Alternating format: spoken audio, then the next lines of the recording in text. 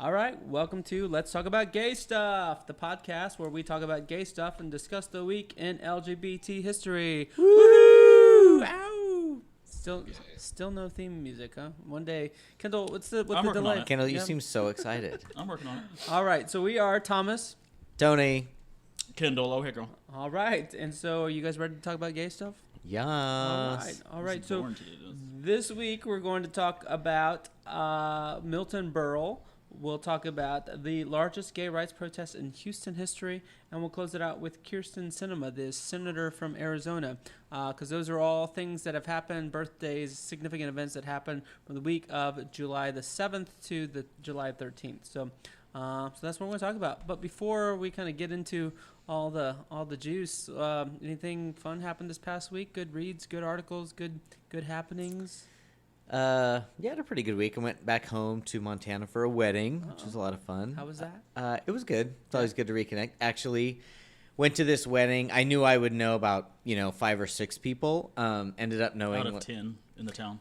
There were a lot of people there. I knew a shit ton of people, and I got 5 or 6 people asking, "Oh, I saw your podcast." Like a few people have listened to it, so kudos. So we have a listener. Yeah, Woo! we have listeners in Montana. All right. Montana, what's up? Yes. And when I was telling them, we have listeners in several countries, they're like, "You mean states?" I'm like, "No, countries." Yeah, Texas, it's a country. No, I'm kidding. No, seriously, we saw some data that said there were some folks in the UK listening. So UK, South Africa, Spain, yeah. Turkey. I do think they're my friends. So I have friends there. So, but Oh, someone's traveled. All Shut right. up. They're just Tony's friends. So. But I do have hey, an hello. interesting story from Montana. So one of my best friends growing up, he was married in his early 20s, married for a long time, and about 2 or 3 years ago came out of the closet, and his wife was very supportive, but when he told his parents, they were like, and so they had a very contentious relationship over it, and it was because he had a boy. When he came out, he's like, "Hey,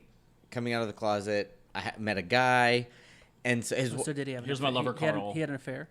No, what happened is he and his wife were having a little bit of issues, and she broke down, and she's like, "I think it's all my fault." And he's like, Because "Okay, she has a vagina. I got to come clean with you." He's like, "This is the thing." And she goes, "Well, then be who you are." And so then Wow. yeah, so Because she had a man on the side. No, I'm just kidding. Sorry. No. If they're listening. so I'm not trying to he stir up gossip. basically met a guy, and when he met this guy, that's when he was like, "Okay, I need to start telling people." So his parents were like, So he dated the guy for a couple years. Well, now they're kind of they're pretty much broken up, but they, in the last couple months, have been breaking up. So when I went home, the last couple times I went home to Montana, they're like, ugh, they can't even deal with it. This time, they're like BFFs with their son again. They're like, "Oh my God, poor guy going through the breakup." And I'm like, and they're like, "We wouldn't step foot in this apartment when he was dating that guy." And I'm like, "So when he dates the next guy, are you gonna?" Yeah. Kind of interesting, but it's kind of one of those things oh, it's okay if you're gay, but just don't be gay, Yes. It's kind of interesting. But That's how most parents are. That makes it a challenge. yeah. Luckily, my parents have been cool with it. At first, they were very kind of, when I came out, they were like, "What?" They said they were surprised, but I'm like, seriously, come on. It took my dad a while to.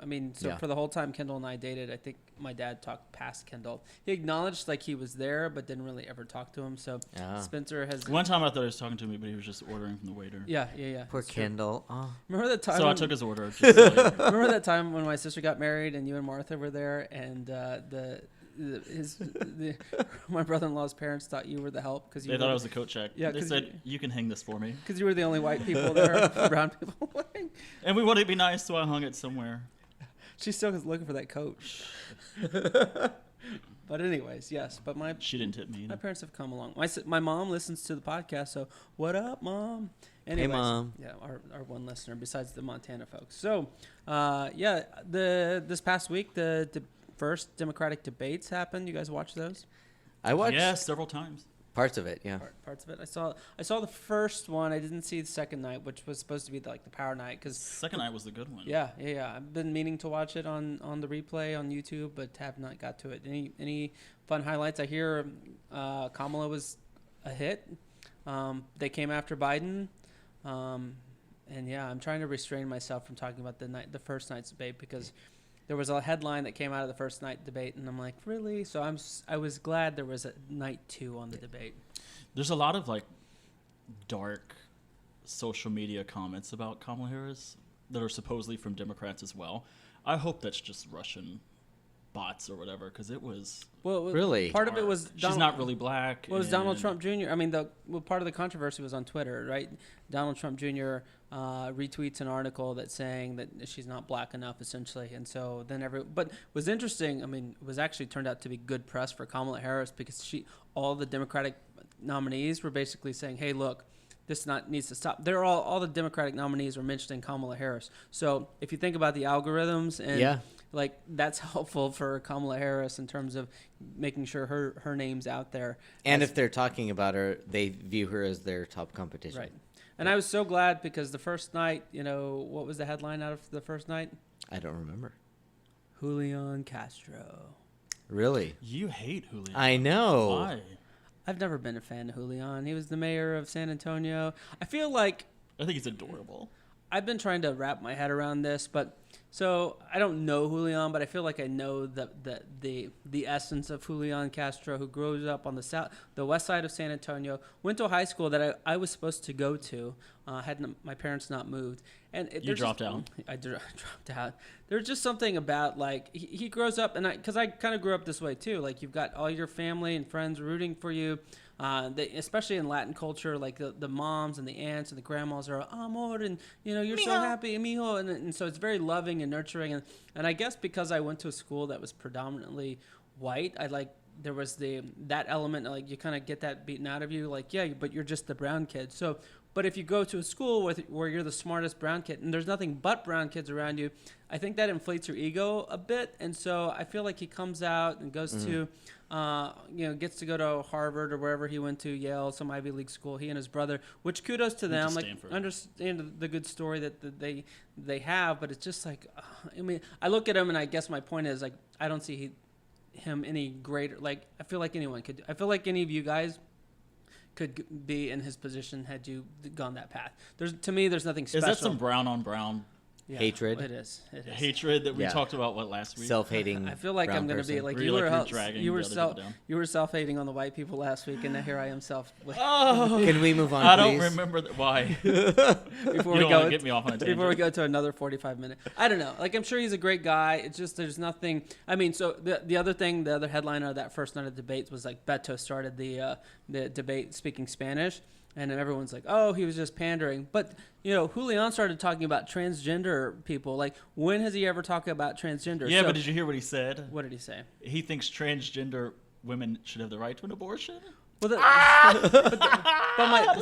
that's exactly it. It's like Beto, but Beto can speak fluent Spanish. So my point is, like, how is he should have got ridiculed the same way, but instead people were like, oh, Julian Castro is amazing. You know what his biggest ridicule is? He's 2% in the polls. Yeah, so well, I mean, it's all right. One thing that I do like about this debate, and I think it will kind of carry through till the election, is in the last election, I think the Democrats just presumed it would be Hillary, and so there really wasn't a lot of debate in the debates.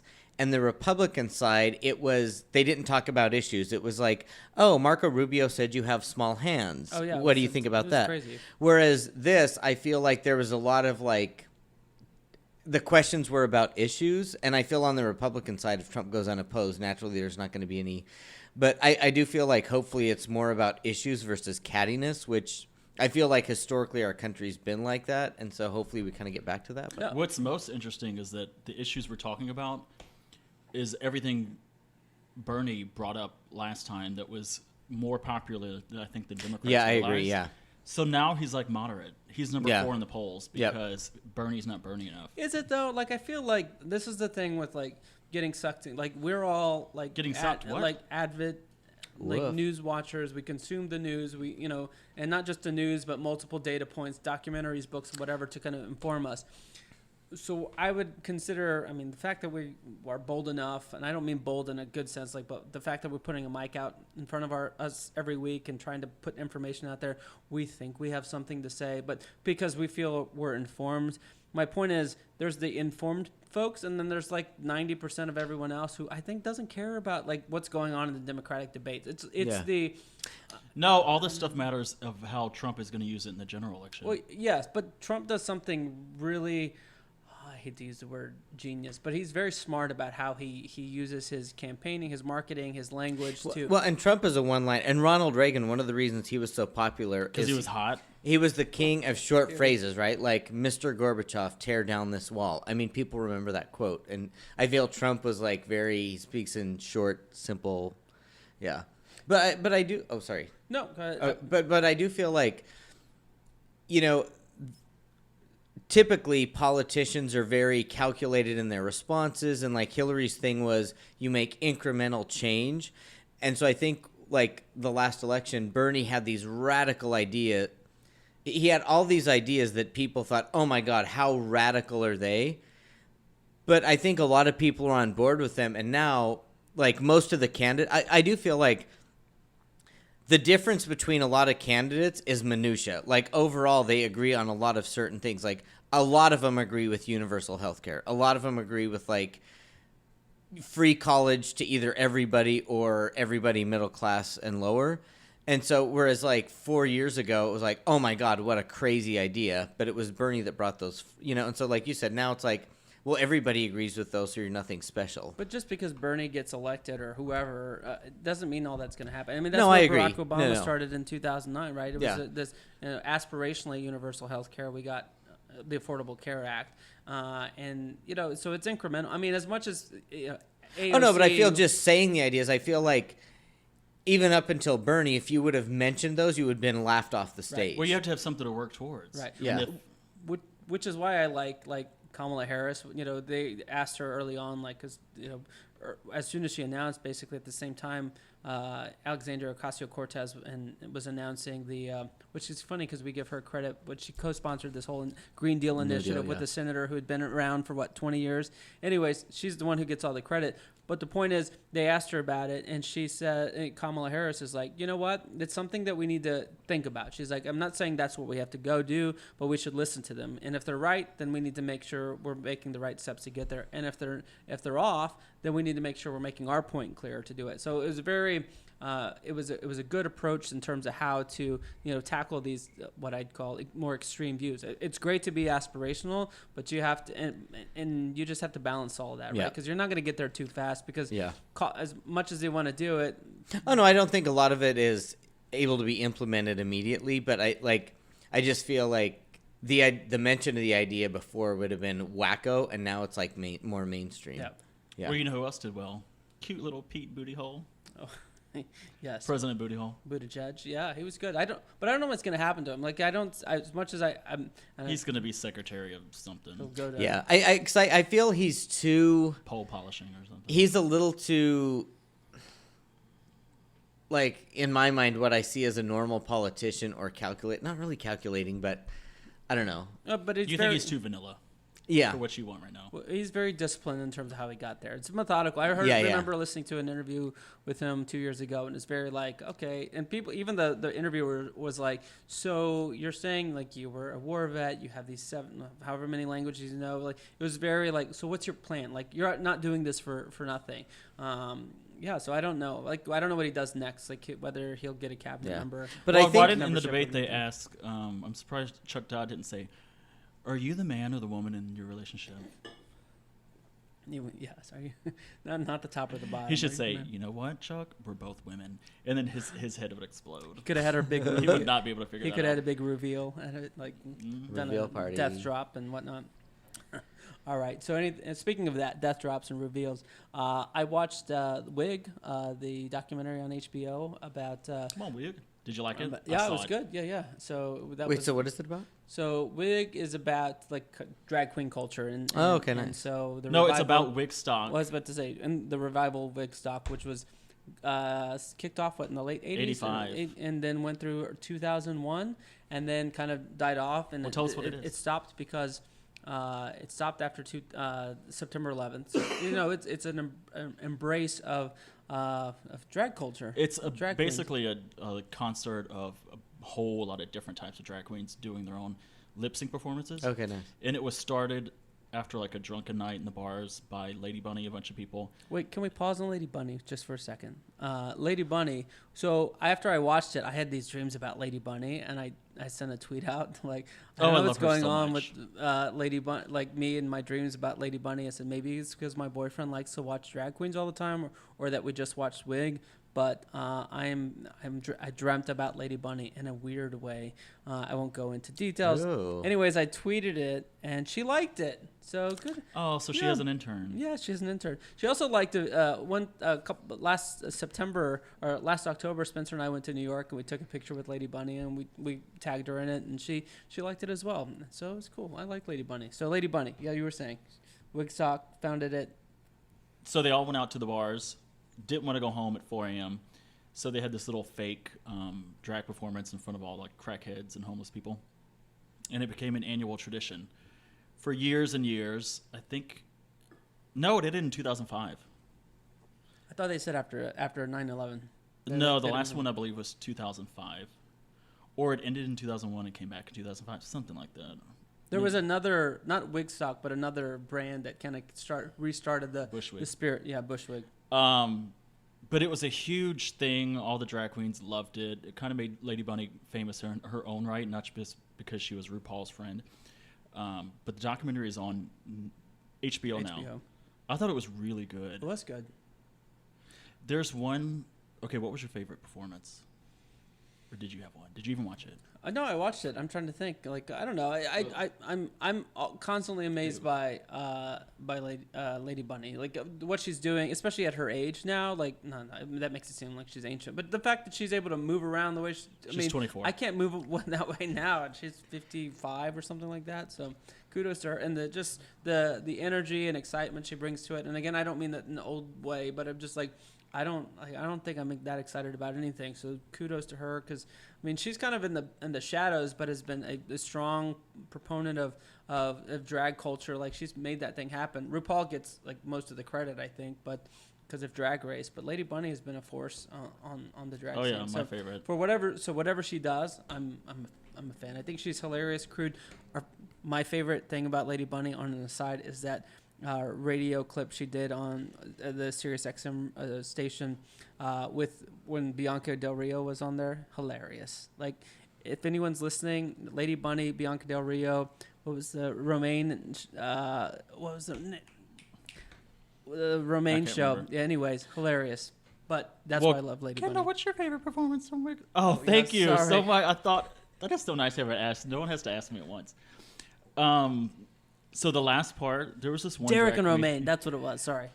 There was this drag queen that throughout the documentary seemed very interesting. I'm like, I hope she can perform. Please, I hope she can perform, because she's putting a lot of talk into her game. Oh, I know exactly which one. And she had full, big, beautiful breasts that were all hanging out the entire time, like actual the trans breast. Yeah, she was trans. Yep.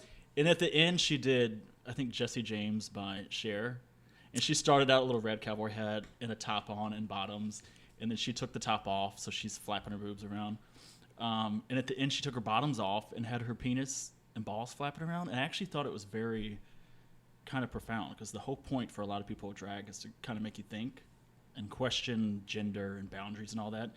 And here's this woman performing very feminine, doing a great job, beautiful, natural-looking tits, and boom, junk flapping around. Yeah, I thought it was very profound. Those breasts are part of her body, and I you're right. That was a big aha moment for me, because this whole concept of like trans, I haven't fully appreciated, because I don't know any trans folks, and so it was good, because you got to know the story behind her, and you just got to know that her gender was fluid. I mean, so it brought to a whole new meaning. It wasn't like she identified as a man or a woman. Yeah. Not that I'm aware of, but she was embracing just Yeah. her person. Yeah. So, it was a good aha for me. So, Well, you know what was not in there mentioned that could have been, since it was about drag queens? Do you two know the most famous mainstream American drag superstar up until RuPaul came out in the 90s. Are you ready to start talking about gay stuff? Yeah. All right. Who was that? Anybody? Candace King. Milton Berle. What? First of all, have y'all even heard of him? I know the name. Yeah, we do. So if he's you this asked old. anyone- He was born in July 12th, 1908, and died in 2002 when he was 93. He was born in Harlem. I knew him kind of like through roasts because he did a lot of celebrity roasts. We play his Christmas album every year. The intern is heckling us. No, he has a Christmas album. He has a Christmas album. Oh, so all right. So his career spanned 80 years. He kind of was on TV when the start of television happened, so he got the nickname Mr. Television.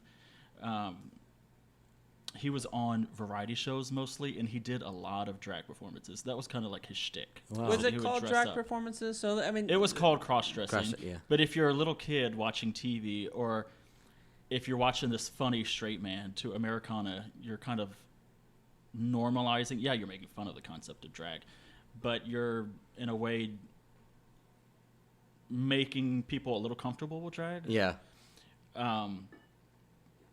So he was known for that for years and years and years, up until I'd say RuPaul came onto the scene. I mean, Divine was famous in the 80s, but she was kind of like an underground drag queen.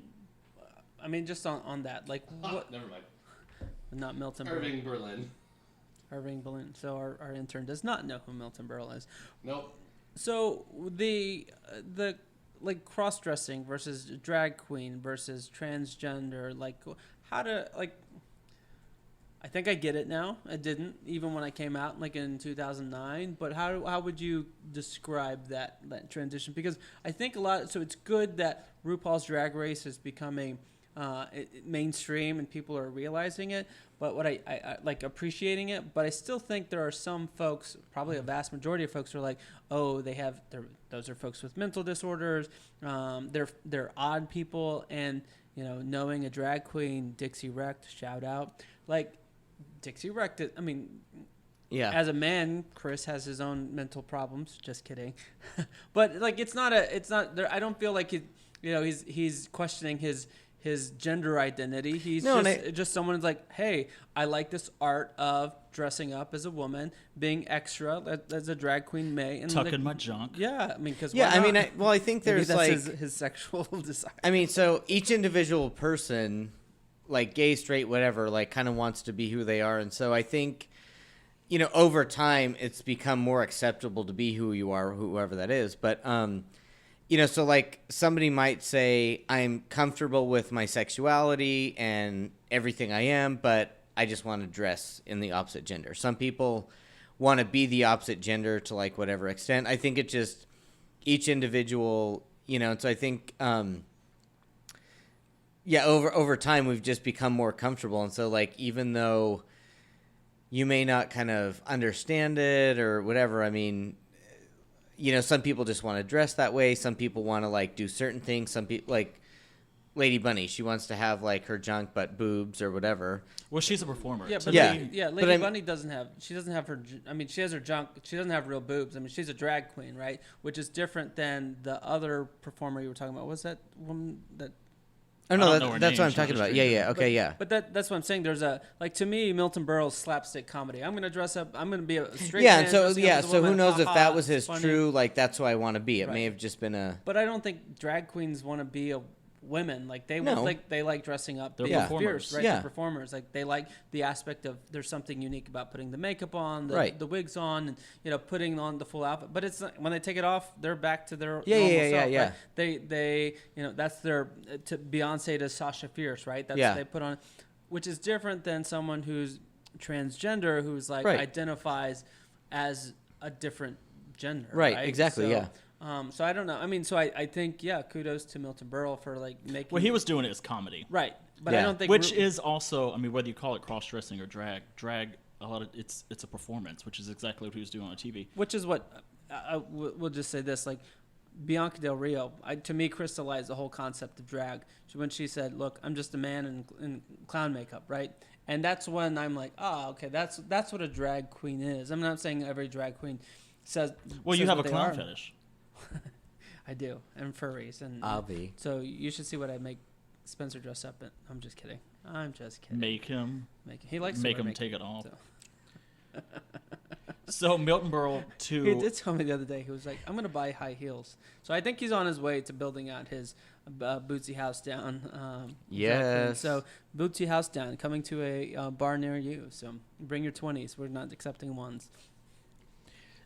So Milton Berle was like Americana's view of drag. No matter what you want to call it, it was still makeup, wig, dress out in drag. Until RuPaul came with her own style of drag. So much so to where during the 1993 MTV VMAs, they had them as co-presenters. Milton Berle and RuPag. Oh. Rupag. The RuHag. I need to watch that. So apparently behind the scenes, Milton Berle was like grabbing on her boobs. This is before they got on stage. Grabbing on her fake boobs, her ass, all that, and it really aggravated RuPaul. So RuPaul was like, all right, wait till we get on stage, is what she's thinking. So they go out on stage, and Milton makes like a reference to when I used to dress up in women's clothing. And RuPaul said, yeah, now you're dressing in diapers. And she said it in a very like peeved way. Yeah, way to go. And he said, oh, we're doing ad lib. Let's check our brains and we'll start even. What a fucker. And she didn't know what to say. And it actually really disturbed her. She recently, I know it was this year, but she was on Watch What Happens Live, and Andy Cohen asked her, or actually a call-in listener, asked if she regretted that, and she said, actually, I do. She said it took me years of therapy to get over that. What? Really? So yeah. So if you watch the clip and she's really kind of like aggravated and peeved, it's real. And they were the hosts? They were like presenting at the MTV VMAs. Okay. But RuPaul's whole persona is kind of like, yeah, I'm happy. Everybody say love. Love. You know what I mean? So her whole shtick is positivity and all that. I think it went against her brown, pardon the pun, her brand, because she's also a very smart businesswoman. She's RuPaul's right. Okay, but she calls herself. No, in drag I get it, culture. but no, I say that because again, I think about, hello, Mom. I think about like describing this to remember when we first started dating Kiddo, what did my mom ask me? She asked, so does he like to dress up and like wear scarves and she said dresses. Yeah, and dresses, and funny thing is like he doesn't, no to you? but Spencer does. No, I'm kidding. I'm kidding. Spencer doesn't. I just want a pair of nude high heels. There we go. But that's and I was like, Mom, there's no girl in the relationship. We're two men.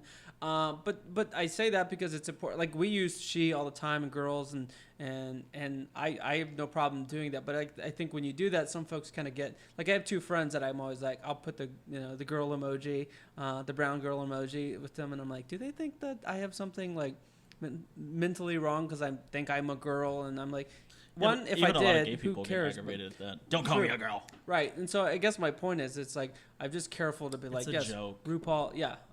I get it. I'm just clarifying because we do have some folks that aren't all part of the community, and so we're part of what we're doing is educating. Well, I do feel like like the best way, like people won't get offended as long as you go into it with the attitude of, I'm new to this. I don't know anybody. Like, how do I address you? Like, what are your pronouns? Things like that. It's I mean, it's all about your attitude. If you're like going to it anti-judgmental, then. Here's my thing about being offensive. As long as I'm not trying to hurt someone, right, you can be offended all you want. People, honestly, and this is unfortunately, I think, why Trump, part of the reasons why he's so popular is because people are sick of this PC. Everybody has something to be offended about. I kind of get that. So as long as I'm not trying to hurt somebody, you could be offended at my jokes. It's really not my issue. Which was RuPaul's thing with the like the she-male thing, right? The like the all that stuff on her the drag.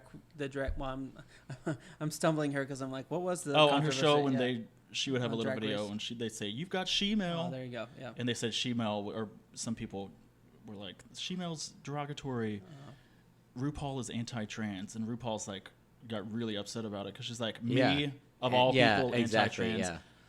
Although I do want I can't understand that though, because right. she-male is if you've been called that several Yeah. times. Well, you and know. that's part of the that's the balance of. But like, it's all about the intent, right? If they're not talking about that, they're talking about like. But the point is, I mean, Why destroy your ally? If you're a trans though, like, I mean, yes, to an extent, but like if you've always been called a she-male, and then the one person you think is your ally calls you a she-male, then it's like, well, hell, if RuPaul calls you a she-male, me, the Trumper, I can call you a she-male too, and what's the difference, right? And I get it, intent, but it's just it's a way for the haters to feel comfortable with how they how comfortable they feel with doing stuff. It's like there's a whole thing about Trump, right? Trump says all these things, and it's like, well, if the president says it, then I could say it too, right? Yeah. So One of RuPaul's sayings is, "You can call me he, you can call me she, just call me." yeah.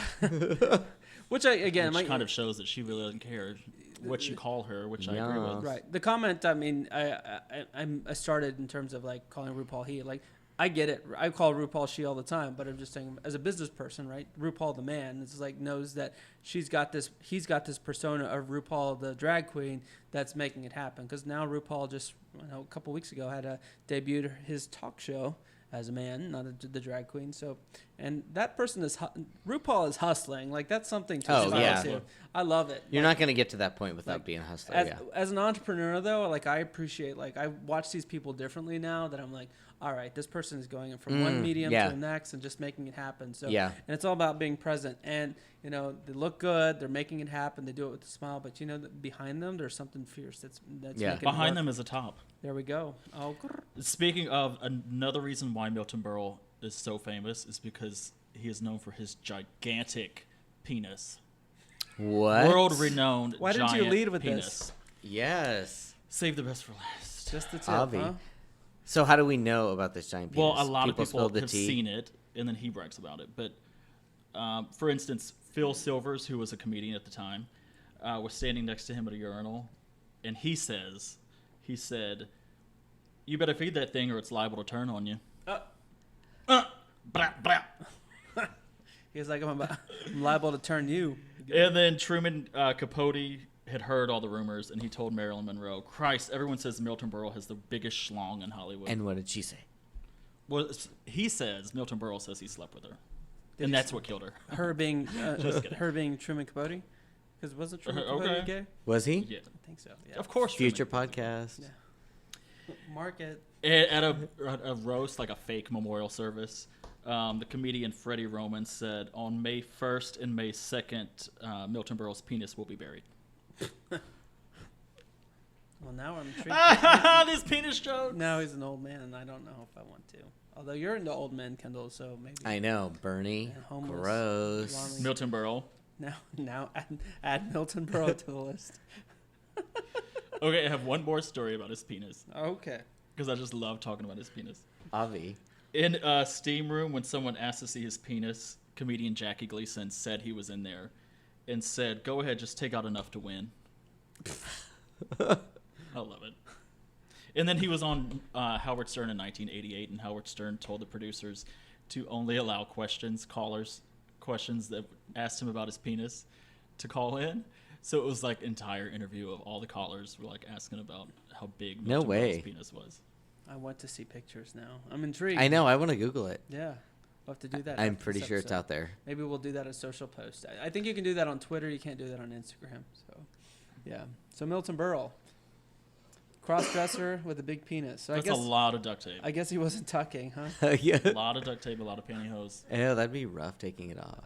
Rough Ew. taking. Oh wow! I don't know how we It'd be rough taking it in. I don't know. I don't know how we segue to Tony's topic about Houston gay rights, but there's not riots. No, gay so let's just get protests. into it. Wow. There we go. So I'm actually extremely excited to talk about this today because I didn't know a lot about it until I started looking into it. But this week in '91, there was the largest gay rights protest in the city of Houston, and what it stemmed from was about a week and a half before. 3 guys were leaving a bar in Montrose, and Montrose is the gay neighborhood in Houston where all of our gay bars are. They were walking to their car. They were ambushed by 10 guys, and they started beating the shit out of them. and 2 guys got away, but one guy, he was severely beaten and stabbed. The ambulance was called, and the ambulance purposely took a long time to get there because They were beating him because they thought he was gay. Yeah, I mean, he was yeah. in Montrose. He Yeah, was gay. yeah, he was gay. So, A gay Aggie, imagine. so in the early 90s, ambulance paramedics, they were very paranoid of getting AIDS, and so they would purposely, not only in Houston but across the nation, in gay areas, they would purposely like delay the response time. So they showed up really late, and when they got there, they basically, on his way to the hospital, viewed it as non-critical, so they didn't have the lights flashing or the sirens, and so it took 40 minutes to get him to the hospital versus an 8-minute, which should have been an 8-minute drive.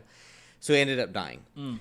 So a few days later, a gay activist went to the Houston Police Department and said, hey, how's the investigation going? What's going on? And they said, gay man murdered in Montrose, we're not even pursuing this. Nobody cares. And so the gay community was so frustrated and they were so fed up, they organized a protest. And they called local news media and local newspapers. They put flyers around Montrose. And their intent really was, we are so sick of this. There were so at the time, What was his name? Paul Broussard. And so it was in the middle of the gay crisis, or middle of the AIDS crisis. And so people were, taking care of their friends with AIDS. They were watching their friends with AIDS die. They were, when people I heard many stories, when people in Houston would die of AIDS, the families would come in, they would take everything. They would burn the pictures. They're like, fuck you, you're not getting anything. And gay bashings were very common, and the police would do nothing. Mm-hmm. And so the gay community was very fed up, and they were like, screw this. So they organized a protest, and they thought their true intent for the protest was, we want justice for this person, and we want to be protected in our community. They didn't really want any national movement or anything. So on the day of the protest, 2,000 people showed up. And the cops had planned, as soon as they announced this protest, the cops were like, we're going to show up and squash this thing. The cops showed up. There's 2,000 people there. CNN is there. New York Times is there. LA Times is there. It was just massive. And it was the first time in Houston's history, that the straight community joined the gay community in public protest. Wow. Yeah. And so it was a very big deal. And, at the time, it was such a big deal because people were afraid of anyone knowing they were gay. Like at work, they could get fired. If their family knew, they could be disowned. And a lot of people that protested, I watched a lot of interviews and stuff. They didn't care. They didn't care if they lost their job. They didn't care if they lost their family. They were so fed up. They're like, I don't want to lose my life because I go have 2 beers at the gay bar. And so that was kind of and it actually kicked off several protests. That year, the mayor was up for re-election, and so they protested, and the police were still going to do nothing about it. So they protested the mayor's house. They protested police headquarters. They protested City Hall. And after, all of these protests, naturally, it had actually quite a few effects. So the immediate effect was the police decided to investigate. They caught the people who did it and whatever. But two kind of longer lasting effects. So the police department thought, okay, our hand is forced. Is it really that bad being gay and things like that? So they set up this Operation Vice Versa where cops, went undercover as homosexuals in Montrose, and they got the shit beat out of them, and they got maced in the face. And so they realized, wow. And that was just by other cops. Exactly. And so they were like, this is a big deal. And so they actually started this, the Houston Police Department started this program called Q Patrol, where they would actually patrol Montrose, and they would escort you from the bar to your car because gay bashings were so common. And another... Do they escort you now? If you're lucky. If you meet them on Grindr. Exactly, yeah. They escort Kendall, but they escort him not to his They escort you to their place of employment. But that's okay. For another Did you get podcast. any in the car or no? As much as I begged, no. He cuffed me, though. I thought that was pretty kinky. Well, so I do have an aside about that. Cuffing. So one of our former Friends. Yes, he got pulled over for, I think he had a little too much to drink, and so he got pulled over, and the cop was going to be and then he started putting the moves on the cop, and the cop's like, "Fuck you, you're going in." Oh man. Yeah. I mean, I have a story like that. So if he too. would have, So the porns are wrong. Are you talking about me? Because I told you the story where No. I got that happened to me, and I was doing the pee-pee dance when I was doing it, and I was like, I have to go. eek. I've got to go potty. And they were like, no, you're fine. I'm Potty? Like, no. Oh, my God. I'm like, I really got to go. And so I had to pee next to the cop, and he was really hot. And, So you Did got you get hard pee and you shy? couldn't pee. and I still went pee, but I I was like, yeah, I got a show. So that's why I stayed an extra night in the slammer. Because then you got a public indecency charge. Just kidding. That's not what Yay. happened. But anyways, Okay, back to could Paul relate. Brewster Yes. Watt. Paul Brewster That's how you say it in Louisiana. Paul Brewster Watt. So 'Cause he's I Cajun. can't believe I just said that story. My mom listened. I can't believe you said PP. pee-pee. Yeah. so We're gonna do an episode where we talk about our anniversary. night. Don't drag me into your. Okay, sorry, Tony. You're talking about serious stuff. that's Go. right. Okay, so getting back to it kind of had longer term effects for the Houston gay community because it was kind of a pivotal point for like people understanding their situation, and then the cops turning the corner. But then also, as I said, a lot of people were afraid of their families finding out they were gay. This was 1991, and one of the ripple effects was, so it went national. Like CNN was there. People across the nation saw this protest, and people saw their like brothers and sisters and their sons and daughters at this protest. This was what year? 91. Okay. Yeah. And so it kind of opened up the conversation for a lot of families where, the families called and said, "Hey, I saw you on TV." And it wasn't like, "Oh, you're gay." It's like, "Do you really deal with this?" And they're like, "Yeah. Like I could go out on a Friday night and have a couple beers and never go home." And so it really kind of changed people's perception of, wow, that could have been my son. Yeah. And so that was another thing that a lot of these protesters said was, and then the New York Times did an article on that Operation Vice Versa. And so it really kind of opened the conversation nationally just based on this protest. Vice Versa got called, that got shut down because the police officers being harassed so much. Is that Because right? it affected them. Oh, I'm sure. Yeah. Because they said the point was, is it really that bad? Let's go, see how bad it is. And they got maced. They got beat the shit out of. They got shut that operation Yeah, because it was down. very common, and that's why they were so frustrated. Whereas up until this murder, and actually right after this murder, within a couple months, there was another murder in Montrose where it was basically people just would go to Montrose like, I want to kill a gay person. I wonder why that didn't turn into international news, but Matthew Shepard in Laramie, Wyoming did. In other words, I think in 91, people were like, "Oh, that's sad," but I still don't think we were humanized enough. No, and maybe that was kind of, because I think sometimes change is gradual, and maybe that was one thing that kind of elevated Right. it, and then 8 years later or 7 years. 91, it's still like you deserve it because you're gay and you get AIDS. And Yeah, and that's spread it, exactly right? I mean, why, that's- the ambulance is like, Montrose call, take your fucking time. And then it's like, this isn't a critical situation. So he was stabbed. He was bleeding to death. And they're like, not critical. Don't turn on the lights and the sirens. Go through all the stoplights, which took 40 minutes versus 8. And then they even debated which hospital to go to. And so who knows if he could have been saved if he had been there an hour and a half earlier. But yeah, and the police basically said when they went to say, "Hey, what's the status?" They were like, "Nobody cares. It's a gay guy in Montrose. Nobody cares whether it's solved." Which is crazy. Yeah. Yeah. And they said this was the first, and that's why it was such a big deal too, where straight people said, "We will march with you in the streets," and that was the first time it ever happened. Well, that's why allies are important. I mean, this we talked about this last Must have time. made their property values go down or something. I mean, we talked about the whole thing, like the controversy with Taylor Swift, and basically every other pop star coming out with a gay anthem, so to speak. Because Spencer and I were checking this out the other day. We're like, this one too, like Miley, Charlie XCX,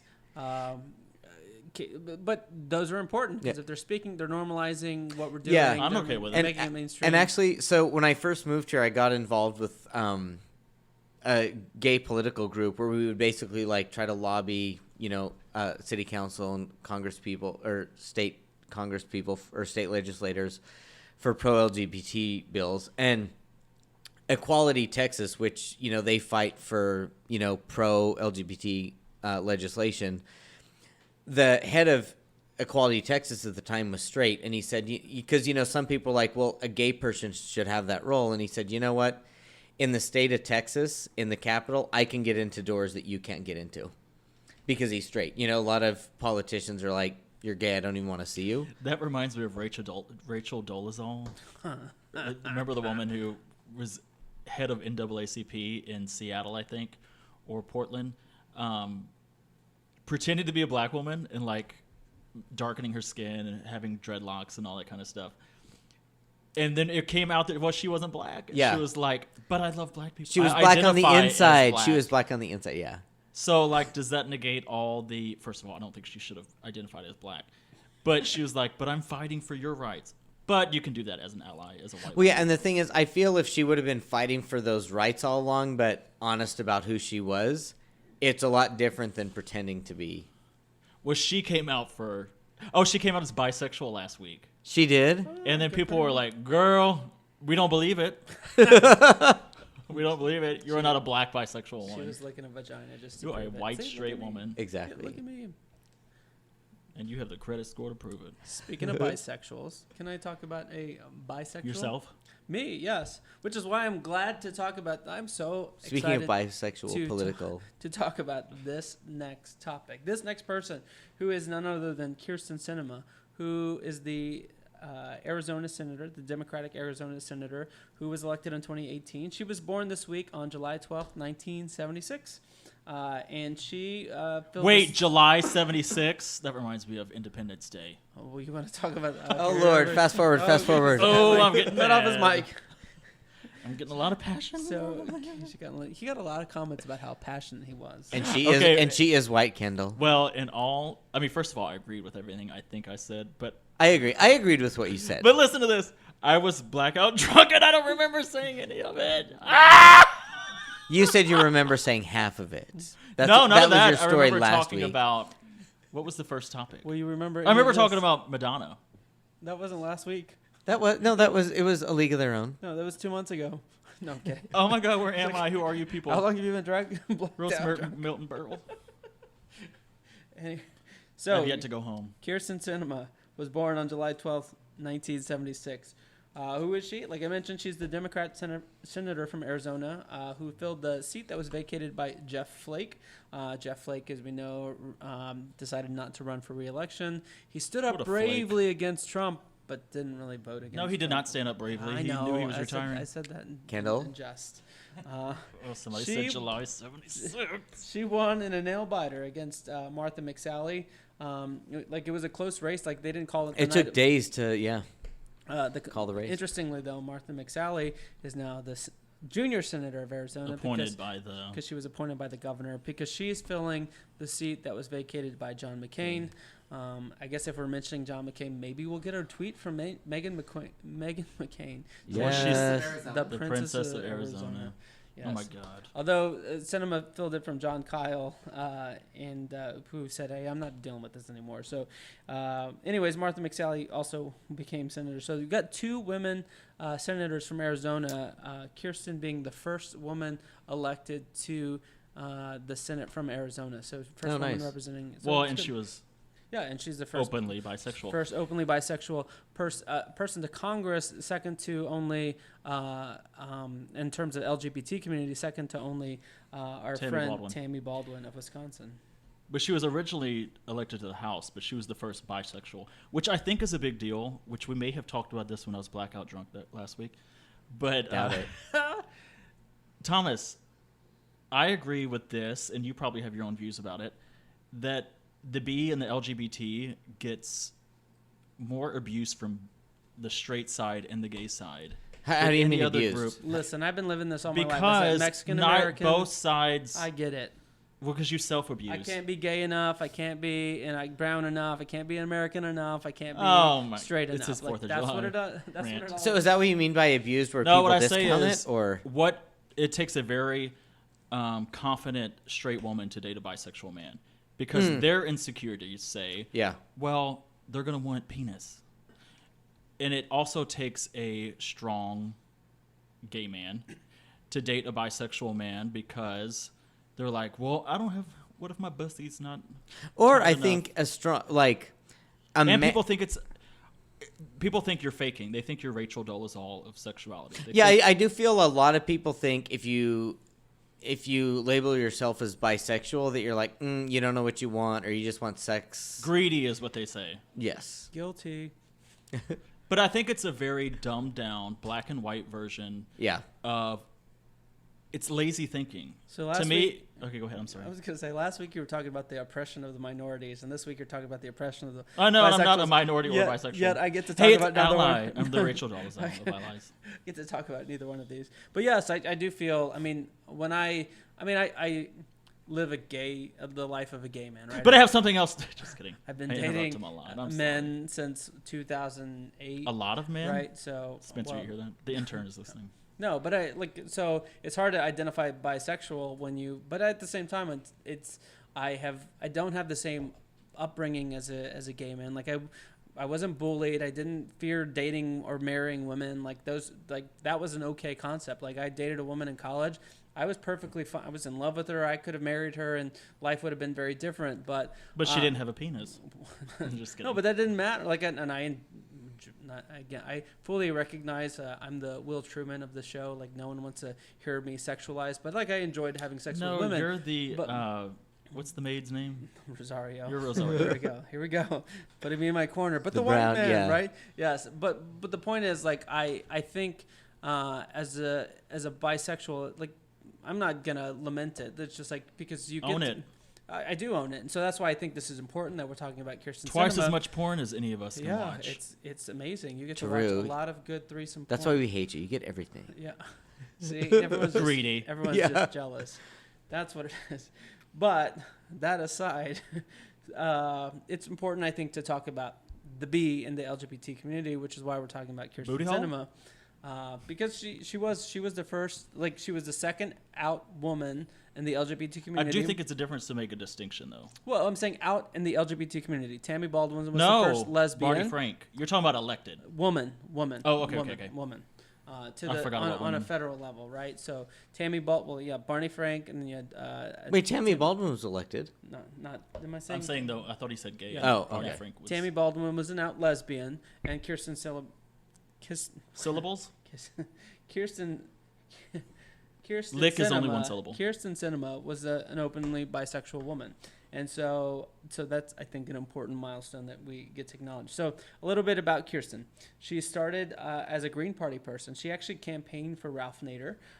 So thank you, Kyrsten, for electing George W. Bush because Al Gore didn't. But she was also fighting for what she believed in. Yeah, whatever. She was The right to ban straws. Right. And so down for that. Anyway, she was anti-war, so organized a lot of protests against the Iraq War, which got some attention in 2018. Running in this environment. So folks were like, "Wait a minute, She anti-war." doesn't like Iraq. She likes her rack. Yeah, she does. Well, she likes both racks. She also ran before she's on the Democratic side. She ran as an independent but lost. And since 2004, she's been in Arizona politics. She served in both the Arizona state legislature as a House rep, and then in 2010 she was an Arizona state senator, and then she ran for the U.S. Congress for the House in 2012. She was known as a social worker, and bringing that element to her political life. When she asked folks, "How can I help?" which is folks really feel like she's listening to, because that question, it's like. There's a question of like, do you need help? And then there's a question of how can I help, right? Which is the open-ended question.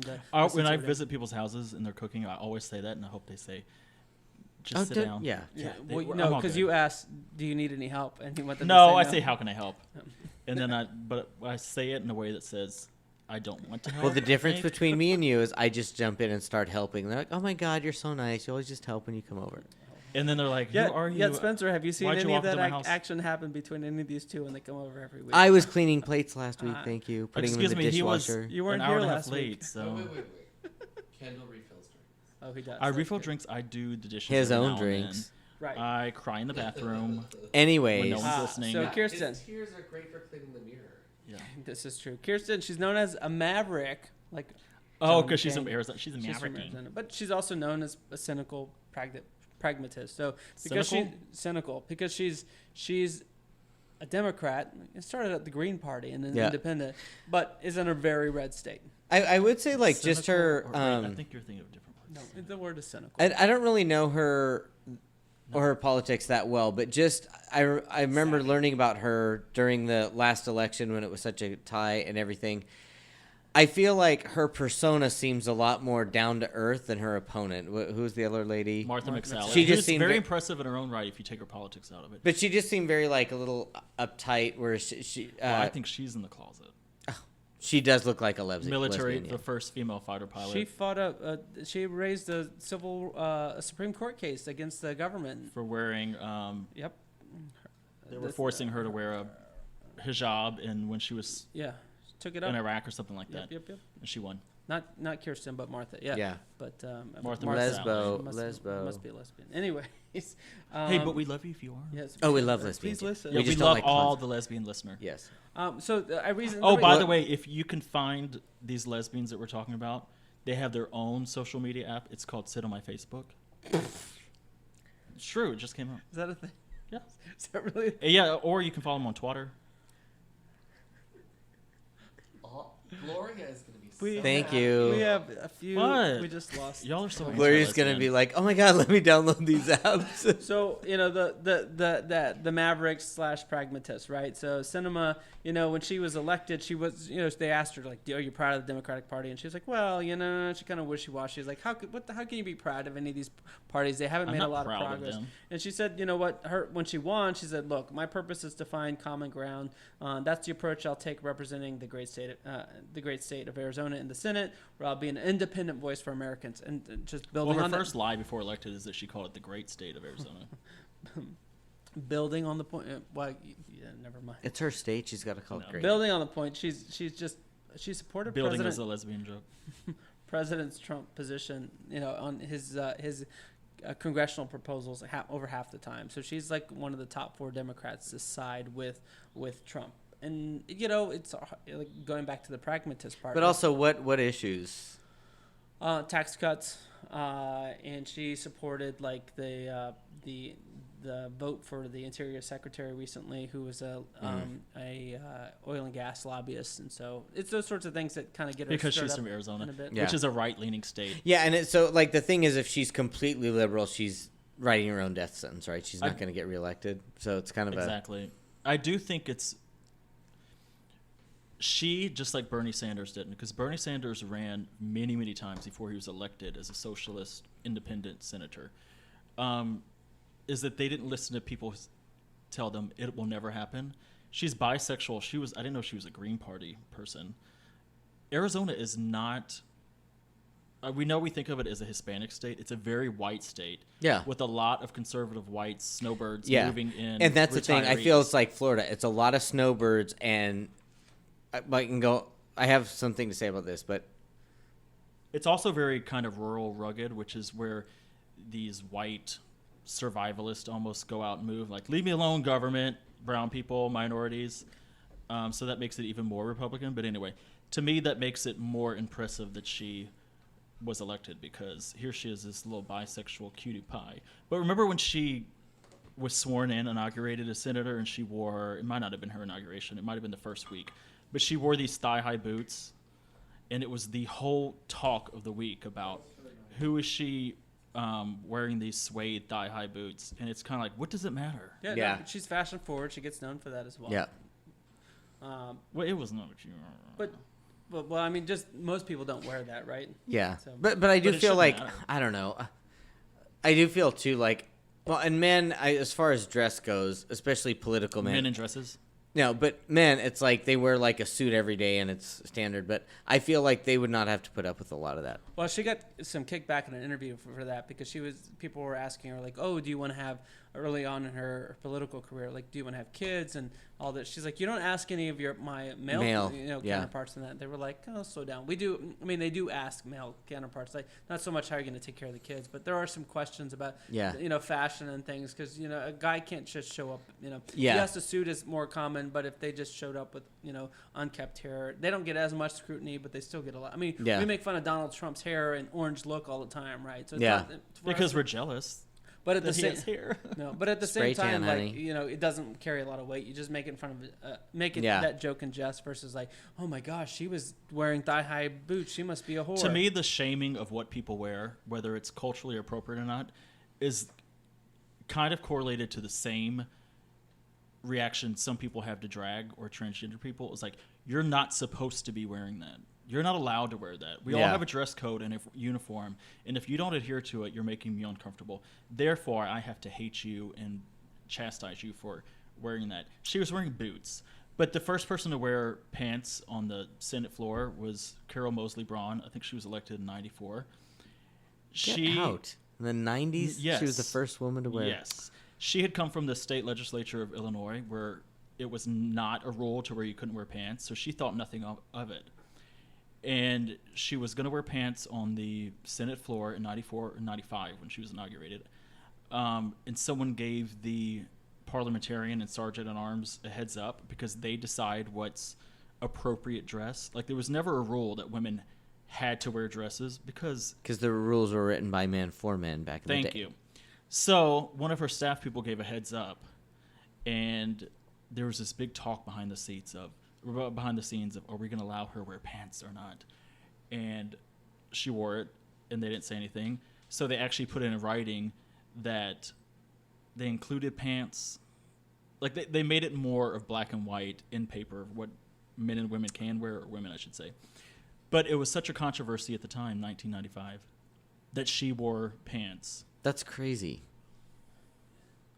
And she credits herself with the kind of 90s power suit of women giving up the skirts and the pumps and all that kind of stuff, which I think might be a little bit overblown. But the thing to note about, like, she was a first, right? And so Kyrsten is the first woman to be elected to the Senate to represent Arizona, which is crazy to think that still happened. Those firsts are still happening. In now there's a bisexual woman governor who's elected. Yeah. Kate Brown of Oregon. Right. And so before Kyrsten, became this, even though she doesn't like organs, before she was elected male to organs. The House of Representatives in 2012, and then to the Senate in 2018, she started out just born in Arizona to middle-class Mormon parents. So she grew up Mormon. Her parents actually divorced, and when her mother remarried, she remarried a teacher. But that couple, her mother and stepfather, fell on hard times. Her stepfather lost her job, the finances collapsed, and she notes on her Senate page, the family struggled to make ends meet, and for a while were even homeless. So thanks to family and church and hard work, they say she was also living in an abandoned gas station. Kyrsten's childhood experience showed her the power of hard work and the importance of helping others, which kind of drives the person she is today. Although she grew up Mormon, she doesn't affiliate with any religion today. She kind of abandoned. I think she's an atheist. Yeah, which is another huge thing for someone to be elected. I don't know if she's declared that. Especially for somebody to be an open atheist and get elected. She has no religious affiliation, right? Her parents are still very conservative, and so when she was actually sworn in to the House, her parents weren't there. And she's like, oh, it's no big deal. And they ask about, what does she do with Christmas, holidays? And she's like, oh, I spend it in Mexico. Wait, she doesn't talk to them? It's not known whether she talks to them or not, but so I couldn't speak to that. But I know that they weren't there when she was elected. Her comment was, look, hey, Sinema was elected to the U.S. Congress. This is a big deal. Everyone's proud, but they weren't there when she was sworn into the House. When she came out in 2005. I wouldn't say by accident, but she was just responding to some criticism of a debate that was happening in the Arizona House at the time.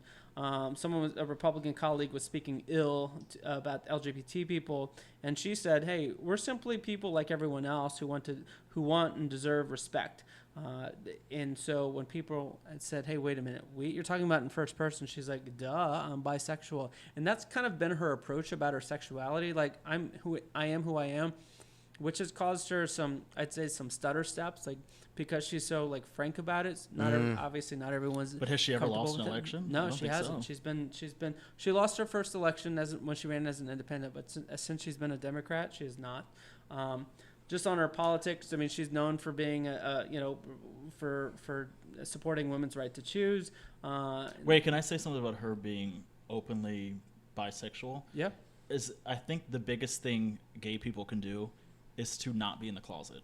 Right. Yeah, in terms of yeah. advancing gay equality or whatever, because it's a lot easier for your aunts and uncles, all four of your grandparents, your parents, your entire family to talk about gay people if they know somebody. Never been personalized. Oh yeah. But if you're out of the closet, everyone that you interact with, friends and family, has to completely reassess how they're treating and their views. It's the same with all these abortion arguments, is that a lot of these female legislators are like, when I had my abortion, right? Well, and it's like, record stops is like, and it humanizes them because they're telling their stories. Because of that, she got some resounding support from the Human Rights Campaign, the HRC, in 2018. That was the largest ground support that they put for a candidate. They had 18 staff members on the ground in Arizona, which is their largest grassroots expansion in their 38-year history. So a big deal. There were a lot of support. So to your point, being out, and then she had the support of HRC. So obviously a big ally, or not ally, but a member of the LGBT community. Interesting, just kind of on the political future. And I don't know, because Kendall, I know you kind of dig into all these up and comers, but she in 2010 she was noted in Time Magazine's 40 Under 40 from a civil servants article. She was interesting with the 40. She was mentioned with folks like Nikki Haley, Sarah Huckabee Sanders, Huma Abedin, Justin Amish, Julian Castro, Sean Duffy, Ben Jealous, Bobby Jindal, Adam Kinzinger, Mike Lee, all people we've heard of, Jared Polis. Yep. My point is, like, that wasn't a good crop. And so the one thing is, like, I'm curious in terms of what happens next to her, because I mean, and she's been mocked, not mocked, but she's been portrayed in SNL, so that's I think a significant milestone from a cultural and it's okay standpoint. If she's reached her peak. You know, like Ted Kennedy did. They always went like, "You're the next President Kennedy," but he became like the leader and lion of the Senate. I think it's important also for the gays, whatever position they're in, to be like, "I'm owning it unapologetically, and I have a right at the table." And So the only thing I would say about that is, like, I don't know if she's done, right? So, and because even if not president, she could be a cabinet. Well, here's my personal connection to her. Besides being bisexual, right? The woman, I can't ascribe to this personality trait, because during her time as a politician, she also went to school, ASU, Arizona State University, to earn her PhD. So in her 30s, she did that. She was like, oh, yeah, I need a PhD as well. Social work. But she's also a freaking Iron Man, 3-time Iron Man. Right? Oh, nice. Yeah, she's very impressive beyond having the ability to lick a vagina, and which I will never be able to do. She broke her personal record this year, so she's 42, 43. I love how y'all ignore me. And she just broke her personal. She just her tailbone hit a PR, a personal record, in when she did the New Zealand Ironman this year. So, and I say her because, like, she beat my time, which kind of ticks me off, because her other times were like at the 15-hour mark, and then this one she broke the 13-hour mark. So she's a friggin' hoss. So I mean, and so she's very impressive. My question is, like, 40 under 40. She's an up and comer. There was one article when she ran for House that were just noting, like, what's next for Kyrsten Sinema. They say, consider this: the 12 of the 18 last presidents kicked off their political careers before age 35. And at her age, Nancy Pelosi was 11 years away from winning her first election. Hillary Clinton, 17 years. So, Wow, yeah. So she's got a lot of running time. I mean, she's not running for president for 2020. She's still very young, but I don't know what happens next with her. But I think she's impressive. We'll see how some of these things, this moderate views that she's holding and voting for, hit her later in life, but I think she still holds a very progressive view on kind of what she wants. So we'll see what happens to her. Final thing on her, just in terms of things she notes. She's like, growing up in LGBT is often to be tried by fire and to wrestle with fundamental question of who you are. When you grow up like this, working to find common ground with people you sometimes disagree with is all you've ever known. So that's why LGBT leaders are some of the most hardest working, most effective leaders. Some of the hardest men that are That's working. kind of a good point, actually. Because if, growing up in a Mormon household, if she's like, well, this is who I am, but here's the Mormon belief, and obviously your parents didn't even go to her inauguration and stuff. If you're used to okay, they're not going to do that, but I need to have a relationship with them. And that carries over into how she does politics. I mean, that is a very effective. But that's how we all grow up. I mean, Yeah. especially if you're in the closet, right, as a little boy. Right, that's you're what I'm saying. So, you've that's a good. gotta- I never thought of it like that, but that is, a good life skill, right? If you grow up in this contentious. Also, I think if you're someone that's been in a community that's been marginalized, and you decide, okay, look, I'm not going to say I can't do this. I'm not going to say I can't be president or senate or house because I'm gay, black, whatever. Yeah. You have to work harder to prove that you can do it, which is why I think Kamala Harris and Hillary Clinton talked about this in 2016. She said everything she do, she had to work harder and be more prepared for because she was being challenged as a woman. Yeah, I agree. Nothing was handed to her. I think the two winners of the Democratic debate were women, partially because they knew there was far less room for error. No, you have to be prepared, right? Not Yep. only, I mean, they have to wake up an hour earlier Yeah. than any man to Exactly. get ready. Because right? of their Just remember biological that. clocks Yeah. are ticking faster. Oh, jeez, I don't think any of those women their clocks are ticking. Other than That is true, yeah. Tulsi Gabbard, that's not her name. Tulsi Gabbard. Gabbard? Is that her Mhm. name? Okay. Good for her. Hopefully she has a good run. Marianne Williamson. There we go. No, she's Marianne Williamson. What's the quote that's She's leaving using from the crystals from to the? make Is she the From the debate, author? like- fertile. She's the author? Yeah. She's like, okay, girlfriend. What's the quote that's going on with? Oh, when they asked her, who's the first person you would call? And she said, I would call the Prime Minister of New Zealand because she said New Zealand is the greatest country on earth. And I would say, hold up, girlfriend, because the United States is the greatest country Did she on earth. say that during the debate? Yes! Oh, you have to watch it. Oh, you should. All Watch right. party. Or watch Maybe- SNL Saturday. Maybe we should go. Well, there's no. I guess SNL it would've this been summer. over. No. Oh, All right, shoot. In so 6 months. Watch it when it's back. We'll have to go watch that maybe after we wrap up here. So, all right, ladies. Well, I think that was a good Kiki. And yeah, That was yeah. Hated it. hated it. Loved it. You want to talk Too about much July, talk do you about want to- lesbians. You want to talk about July 4th again? We love lesbians. Yeah, let's talk about July 4th. And we're signing Let's off. get out of here. So before we sign off, a special thanks to our sponsor, Economy Works. Economy Works. If you're looking to do more with less, if you're looking to do marketing projects, recruiting projects, benchmarking analysis, Economy Works is ready to hang. Economy Works is ready to pair you with one of their They're not gonna hang us. talented professionals that are part of the talent network. Economy Works. When we work, Whoa! Hold up. Economy works. When Hold we up, work, hold up, the hold up. economy works. Let's try that again. Say it with me now. Come on. Economy works. Economy Works. When we work, No. the economy works. Hey, we're getting it together. Hold We're on. getting it together. Blooper. All right. Are you saying it or are we all saying it? Come on, Boo. Just come on. I got it. Okay. A special thanks to our sponsor, Economy Works. Economy Works, looking to pair you with professionals in. Whoa! Take it from the top. A special thanks to our sponsor, Economy Works. Economy Works. When we work, the economy works. They have over 600 years of talent. Whoa! Bring it back to Genesis. Genesis 1:1. We'll just plug in here. No. I got CTM? I got the commercial. This is why you shouldn't have to. Should we leave the bloopers in?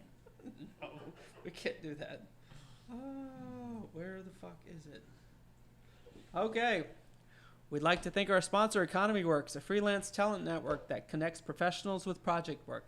If you're a company that needs help with writing job descriptions, conducting market analysis, managing your social media platforms, Economy Works has an extensive talent network of freelance professionals ready to help you do more with less. Economy Works. When we work, the economy works. Beautiful. Got it right. It took us a couple times to get it, but we got it. So I think that's good. Thanks for everyone for listening. Be sure to follow us online at economyworks.com. You can follow us. Economyworks.com. What the fuck? I mean, yes, you want to go there, obviously, but thanks to our sponsor. Thank you, Kendall. All Jesus. right, let's try this again. Thanks, everyone, for listening to our podcast today. You can follow us on our website at letstalkaboutgaystuff.com. You can also follow us on Instagram and Facebook at Let's Talk About Gay Stuff, and on Twitter at Talk Gay Stuff. Talk about it. There we go. Preach. So, signing off, we're here. We're queer. Get used to it.